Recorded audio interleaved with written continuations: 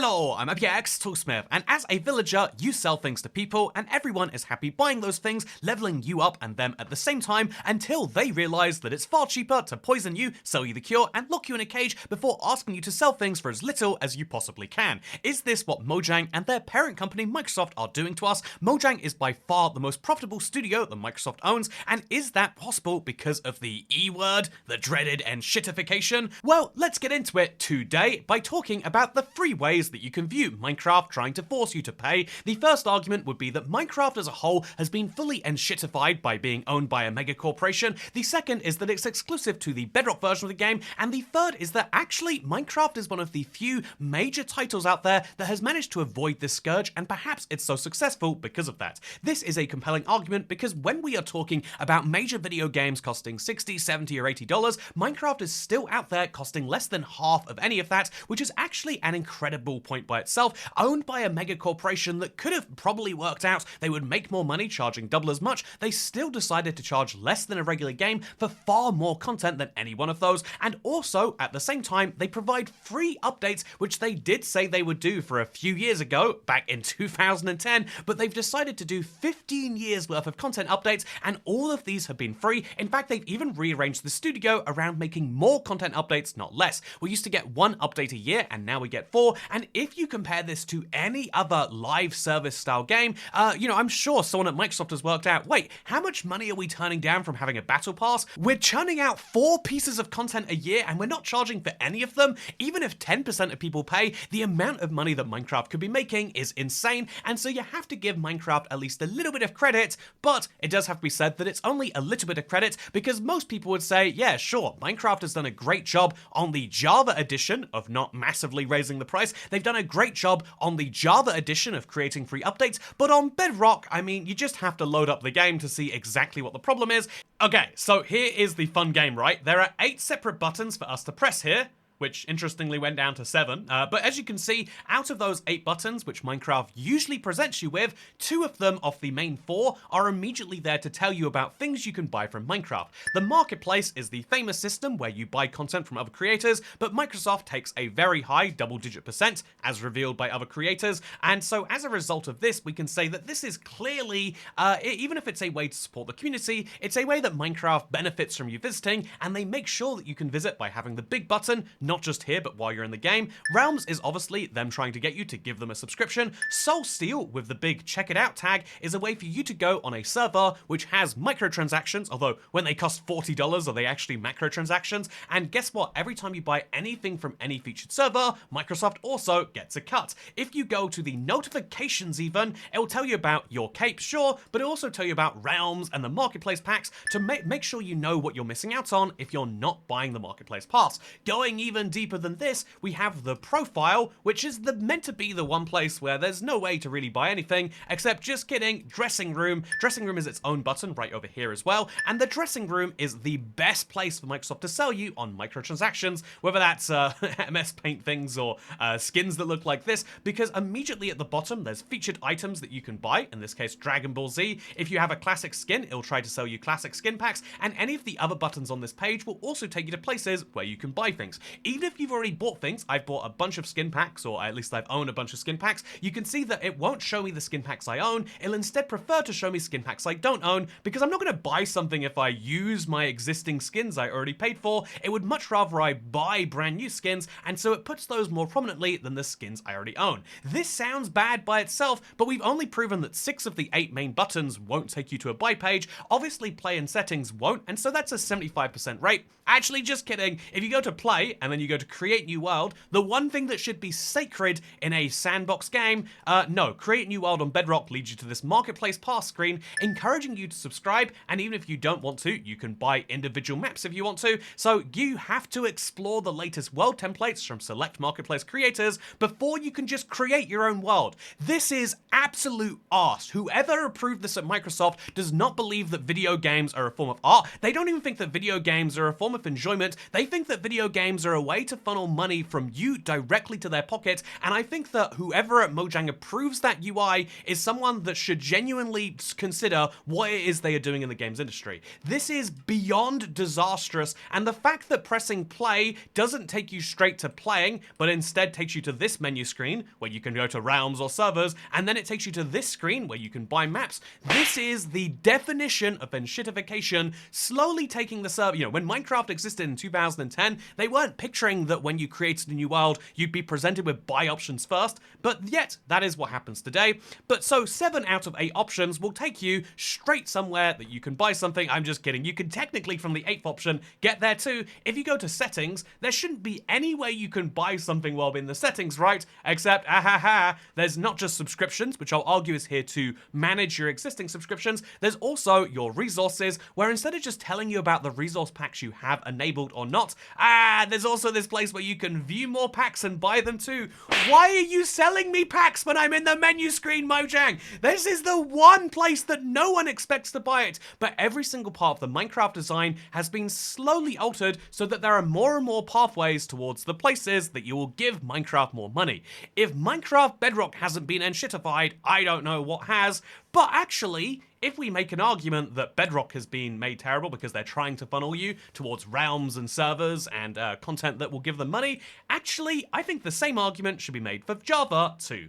I know this is the sort of controversial opinion that a lot of Java players in my audience are just going to shut down to, but hear me out here, Minecraft Java has also gone through quite a few odd changes, and if we're making the argument that Bedrock has been enshittified, you have to say the exact same thing is true for the Java 2, because the beta version of that game cost $15 US, the full release cost closer to 25, and now it costs 35, which you might say like, well, that's reasonable, it's still cheaper than other games, but let's compare it to, this is a fun graph from Johnny that actually shows the price of Minecraft outside of the US, and you can see that they randomly had a price hike in 2019. You can't even argue COVID was the reason here, and the price hike was massively above the local purchasing power in all of these countries, but also above local inflation just because they could. This is classic big company behavior to say, yeah, sure, people aren't more able to pay, and sure, we sold more than 10 million copies last year, making a couple $100 million, but why did we only make a couple $100 million?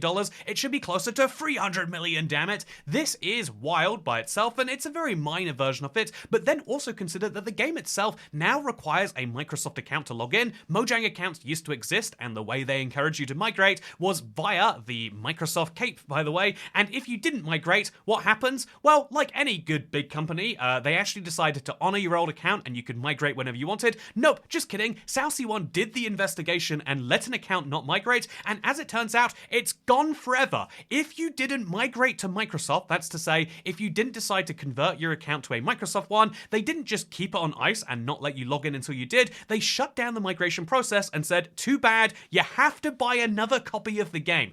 This is insanely anti-consumer, and I would argue that everything on anything on Minecraft Bedrock is at least a choice. I can go past all of those screens if I want to, but being forced to rebuy the game because maybe I wasn't following the news and I didn't migrate my account for either choice or because I just, maybe I was in a coma for 10 years. Maybe I'm in a Minecraft coma and I'm busy in the real world. Microsoft doesn't care. They won't reinstate your account, and they say, guess what? Give us another purchase of the game, and that is wildly anti-consumer, which is what many people would say when they say this term. I think that going deeper, we could talk about realms, obviously. I would argue this, even though it's a subscription and subscriptions are everywhere these days, I think that Minecraft Realms is actually a decent deal if you are the sort of person who wants it. It's obviously a wildly profitable deal for Mojang, but I don't have any issues of corporations making profits. Many people who talk about this term online will talk about how it's really gross that services that previously were making huge losses need to actually make money, and it's like, yeah, they need to pay back the debt, I understand, as long as they are making profits in honest, transparent, and most importantly, legal in the countries they operate ways. I don't mind that Realms is a service, but what I do say is that from a console perspective,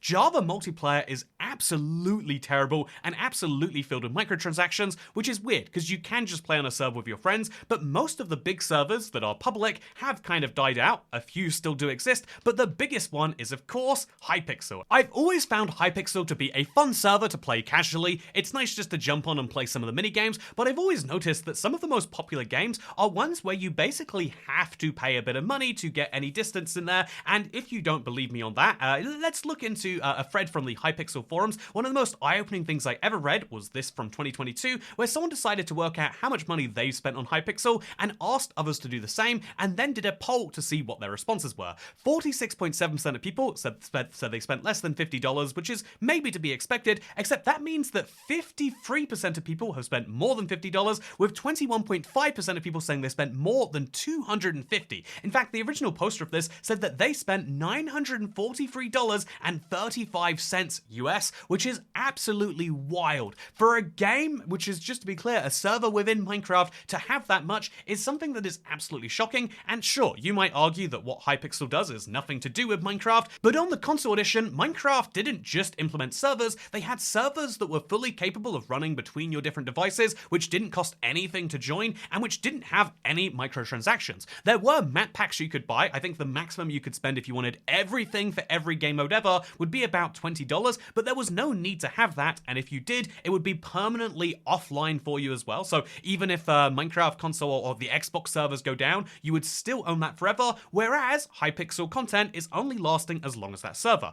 I do have a lot of friends who work at Hypixel and sadly at Hytale, and so I feel bad saying this, but the fact that Hypixel exists is a failure of Minecraft to begin with. The fact that there is a microtransaction-filled server and it's the most popular place to play online is a sign that Minecraft should have done what they did on console and make this great unified multiplayer experience, and the fact that they didn't do this is something I think that is a great shame, and the only reason that you can say they didn't do it is because it would have cost them money, both through actually setting up the servers and through Lost Realm subscriptions, which is a great shame if you ask me. Minecraft Java is a way of making money, it's just that a lot of that money is going to private servers, and is it better just because Microsoft isn't taking a cut? I guess it depends on your definition of the word, but I think that now it's worth saying that even after all of that information about how much money Minecraft is raking in, they were very clear they're making millions from the marketplace, they're very clear that they are going to keep raising the price of the game,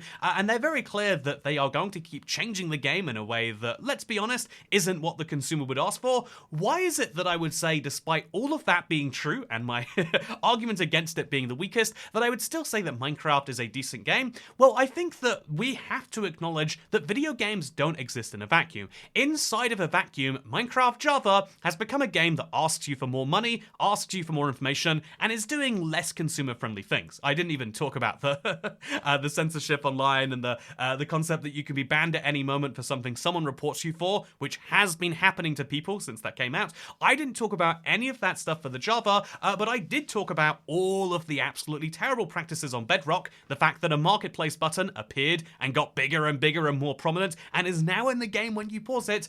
These things sure do seem like it's a game that is desperate to get more money out of you, and in a vacuum, they are getting more money out of players, and they're providing a slightly worse service to do so.